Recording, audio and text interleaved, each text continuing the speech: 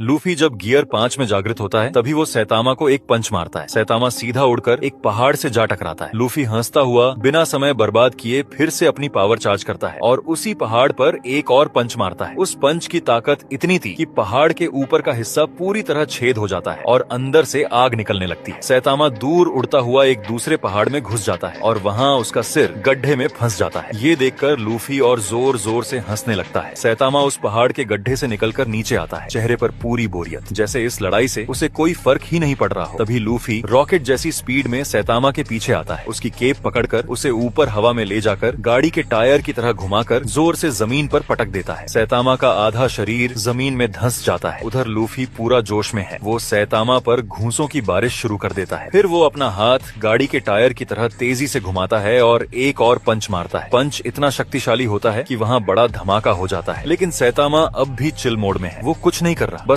ऐसे पड़ा है मानो उसे इस फाइट से कोई फर्क ही नहीं पड़ता। सैतामा को लेटा हुआ देखकर लूफी सोचता है कि शायद वो बेहोश हो गया है, लेकिन वो रुकता नहीं। लूफी माटी के अंदर से अपना हाथ घुमाता है और एक पंच मारकर सैतामा को ऊपर हवा में उछाल देता है। फिर लूफी अपना पेट फुलाकर सैतामा को गेंद की तरह पहाड़ से उछालकर खेलने लगता है। इसके बाद लूफी अपना पेट और फुलाता है, सैतामा को आसमान में ऊपर उछालता है, चारों तरफ से लाल ऊर्जा खींचता है और एक बहुत ही पावरफुल पंच मारता है। पंच की ताकत इतनी होती है कि सैतामा जमीन के अंदर से घुसते हुए सीधा धरती के बीच वाले हिस्से यानी मैग्मा तक जा गिरता है। और तुम्हें तो पता ही है, यह लावा टावा सैतामा पर किसी भी तरह असर नहीं करता। आगे क्या होगा देखने के लिए सब्सक्राइब